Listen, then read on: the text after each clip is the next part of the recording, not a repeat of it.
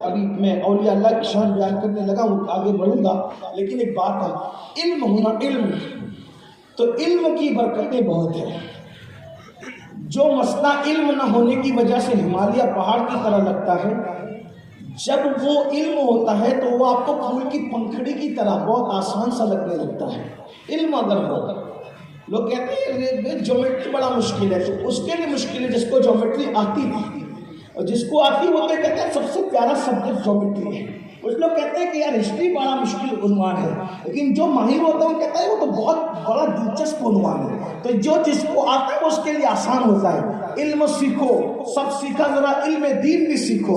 دیکھیے ایک بات میں آپ سے کہتا ہوں، لوگ ہمیں گمراہ کہاں کرتے ہیں؟ حدیثیں صحیح پڑھتے ہیں لیکن گمراہ کہاں کرتے ہیں؟ تشریح کے وقت۔ ایک مثال آپ کے سامنے رکھتا ہوں، حضور علیہ السلام کی بڑی مشہور حدیث ہے جو وہ لوگ بھی پڑھتے ہیں ہم بھی پڑھتے ہیں۔ حدیث کیا ہے؟ اللہ کے رسول علیہ السلام نے فرمایا میری قبر کو عیدگاہ نہ بنا۔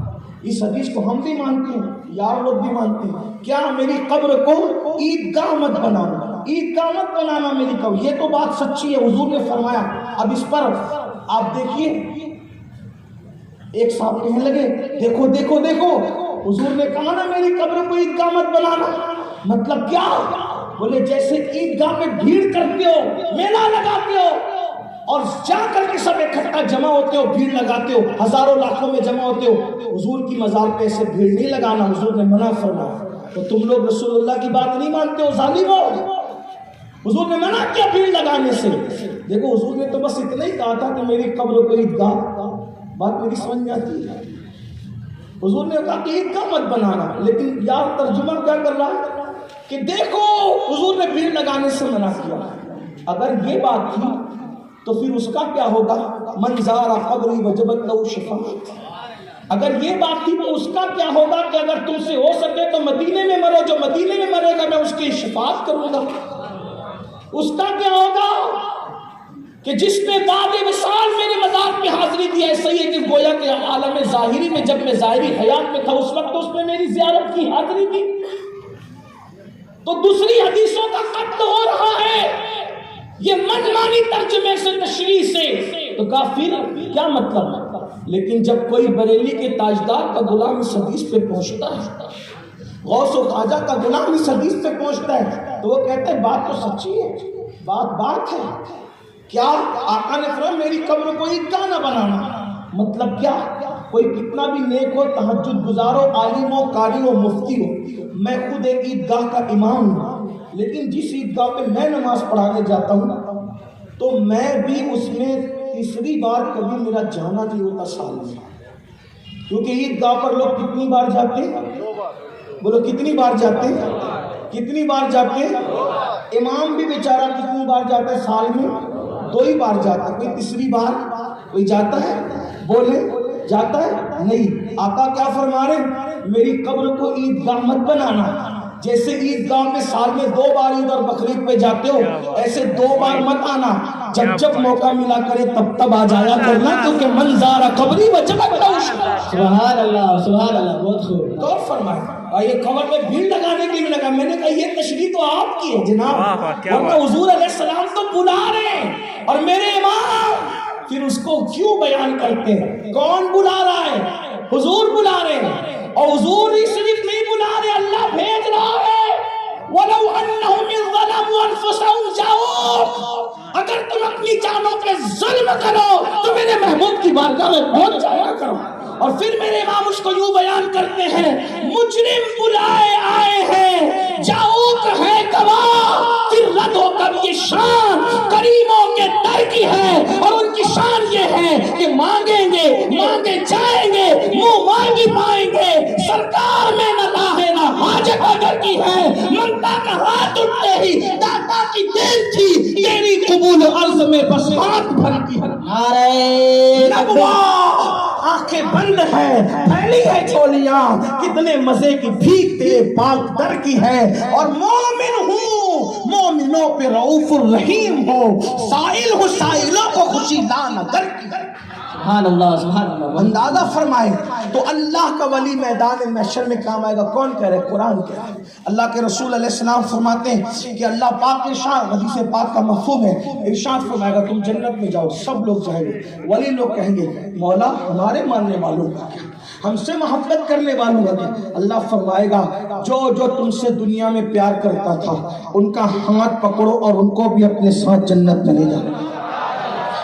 امام یوسف نبہانی رحمت اللہ تعالیٰ علیہ لکھ رہے ہیں، فرماتے ہیں کہ جب وہ اولیاء اللہ ہاتھ پکڑیں گے اپنے محبت کرنے والوں کا اور جب لے کر جائیں گے تو اتنی بڑی تعداد میں لے کر جائیں گے کہ جنت کا دروازہ چر چر کرنے لگے گا، اس سے چرچرانے کی آواز آئے گی، اس شان سے اللہ والے ہاتھ پکڑ کر لے جائیں گے۔ اب پتہ چلا ولیوں کی محبت کا صلہ کیا ہے، اور پھر اتنی بڑی بات کہی جو دنیا میں جس سے محبت کرتا تھا جنت میں بھی اس کے ساتھ رکھا جائے گا۔ سنیوں کیا مقدر لائے ہو، آپ نے تو عشاء کے وضو سے 40 سال تک عشاء کے وضو سے 40 سال تک فجر کی نماز نہیں پڑھی، لیکن اگر غوث اعظم سے سچی محبت کی ہے اور عشاء کے وضو سے عشاء ہی پڑھ لی اور فجر کے وضو سے فجر ہی پڑھ لی، آپ نے اتنا بڑا کام نہیں کیا لیکن محبت غوث اعظم سچی ہے، اور آپ عشاء سے عشاء پڑھتے، فجر سے فجر پڑھتے، رات کو سو جاتے، آپ رات بھر نہیں جگتے نمازیں پڑھتے تھے، لیکن غوث پاک سے محبت کی ہے تو میرے آقا فرما رہے ہیں جس سے محبت کرو گے جنت میں اس کے ساتھ رکھے جاؤ گے۔ اس کا مطلب یہ ہے کہ جنت میں کوئی غوث اعظم کے ساتھ ہوگا، کوئی غریب نواز کے ساتھ ہوگا، کوئی صابر کلیر کے ساتھ ہوگا، کوئی مخدوم اشرف کے ساتھ ہوگا، کوئی مسکین شاہ کے ساتھ ہوگا، کوئی اللہ و ابو علی شاہ قلندر کے ساتھ ہوگا، کوئی وارث دیوا کے ساتھ ہوگا، کوئی شاہ برکت اللہ کے ساتھ ہوگا، کوئی امام اہل سنت کے ساتھ ہوگا۔ بلکہ یہ کہہ دوں ارے یہ سب عشاق حضور کے ساتھ ہوں گے تو ان سے عشق کرنے والے بھی حضور کے قدموں میں رہیں گے۔ کیا نصیب ہے، محبت کیا مقام عطا کرتی ہے۔ تو مگر یہ بات کا رونا تو سبھی روتے ہیں، میں بھی تھوڑا سا رونا۔ غوث پاک تو وہ جنہوں نے 40 سال تک عشاء کے وضو سے فجر پڑھی، اور غوث پاک کے قادری غلام کا حال یہ کہ وہ عشاء کے وضو سے عشاء بھی نہیں پڑھتا، فجر کے وضو سے فجر بھی نہیں پڑھتا، اور اس کو پتہ نہیں کس نے پٹی پڑھا دی کہ کچھ بھی کرو جنت میں جاؤ۔ اچھی طرح یاد رکھنا، مرید کیسے کچھ بھی کر کے جنت میں جا سکتا ہے جبکہ رسول اللہ نے اپنے خاندان کے لوگوں سے کہا۔ دیکھیے مرید ہونا الگ بات ہے اور خاندان کا ہونا، یہ مرید لوگ کہہ رہے ہیں کہ جوا کھیلیں گے چونکہ پھر بھی غوث پاک کا دامن پکڑا تو جنت ہی ملے گی، زنا کے اڈوں پہ جائیں گے تو بھی جنت ہی ملنا ہے، یہ سوچ بن گئی۔ سود کے دھندے کریں گے تو بھی جنت ہی ملنا ہے۔ لوگ رحمت للعالمین کی رحمت کو تو یاد رکھے ہیں، وہ غیور العالمین کی غیرت کو کیوں بھول گئے ہیں؟ کیا لوگ بھول گئے؟ ایک جنازہ آتا ہے، اللہ کے رسول فرماتے ہیں میں اس کا جنازہ نہیں پڑھاتا، تم میں سے کوئی پڑھا دے۔ یا رسول اللہ آپ کیوں نہیں پڑھاتے، ہمارے ماں باپ آپ پہ قربان، کہا اس کا قرضہ اس پر باقی ہے، جس پہ قرضہ باقی ہو میں اس کا جنازہ نہیں پڑھاؤں گا۔ آپ سے پوچھنا چاہیے، آپ مجھے بتائیں، سب کا لے کر ہڑپ کرنے والوں اور ٹکار بھی نہ لینے والوں سوچتے ہو کہ ہاتھ پکڑ کے جنت میں لے جایا جائے گا؟ سود کے دھندوں کے باوجود بھی جنت میں لے جایا جائے گا؟ ہاں اگر وہ چاہے میرا رب تو میں کوئی بات اپنی مرضی کی نہیں کر رہا ہوں۔ ہمارا عقیدہ تو یہ بھی ہے کہ ایک میں کیا میرے عصیہ کی حقیقت کتنی، مجھ سے سولاد تو کافی ہے اشارہ تیرا، لیکن یہ بھی عقیدہ ہے کہ کریم اپنے کرم کا صدقہ لئی میں بے قدروں کو نہ شرما، تو اور رضا سے حساب لینا، رضا بھی کوئی حساب دے، صدقہ پیارے کی حیا کا نہ لے مجھ سے حساب، بخش بے پوچھے نہ جائے کو نہ جانا چاہتا۔ جرائم کر کے گناہ کر کے جنت کا خواب دیکھنے والوں کیا بھول گئے اس کو؟ علامہ جلال الدین سیوطی رحمت اللہ تعالی علیہ شرح الصدور میں لکھتے ہیں کہ اللہ کے رسول جنت البقیع میں تشریف لے گئے، اور جو صحابی ساتھ میں تھے حضور نے ان کو کہا اس طرح سے کہا، وہ گھبرا گئے، مجھے کہہ رہے، کہا تجھے نہیں کہہ رہا ہوں، یہ جو قبر میں سو رہا ہے اس کو کہہ رہا ہوں۔ کہا حضور اس کو کیا ہو گیا؟ فرمایا کہ میں نے اس کو زکوٰۃ وصول کرنے کے لیے بھیجا تھا اور اس نے ایک زرہ میری اجازت کے بغیر اس میں سے لے لی تھی، اب میں دیکھ رہا ہوں کہ جو میری اجازت کے بغیر اس نے مسلمانوں کے مال سے زرہ لی تھی اسی زرہ کو آگ بنا کر کے اس کو پہنا دیا گیا ہے۔ آپ مجھے بتائیں، آپ غور فرمائیں، امام سیوطی کی یہ کتاب تو اردو زبان میں موجود ہے، آپ اٹھا کر کے پڑھ، کیا سمجھتے ہو؟ کیا سمجھتے ہو؟ جنت اتنی آسان نہیں ہے جتنی ہم نے سمجھ رکھا ہے، اور جنت اتنی مشکل بھی نہیں ہے جتنا بدعتیوں نے مشکل کر کے بیان کر دیا۔ نہ اتنی مشکل ہے نہ اتنی آسان ہے، بلکہ اعتدال کی راہ یہ ہے کہ وہ تو نہایت سستا سودا بیچ رہے ہیں جنت کا، ہم مفلس کیا مول چکائیں اپنا ہاتھ اٹھا کے۔ اعتدال کی راہ یہی ہے، نہ اتنی مشکل کہ انہوں نے بیان کیا، نہ اتنی آسان کہ ہم جو بیان کر رہے ہیں، نہیں اتنی آسان نہیں، مگر یاد رکھو اور اچھی طرح یاد رکھو، ہم مرید ہو کر کے کہتے ہیں کچھ بھی کرو جنت میں جائیں گے۔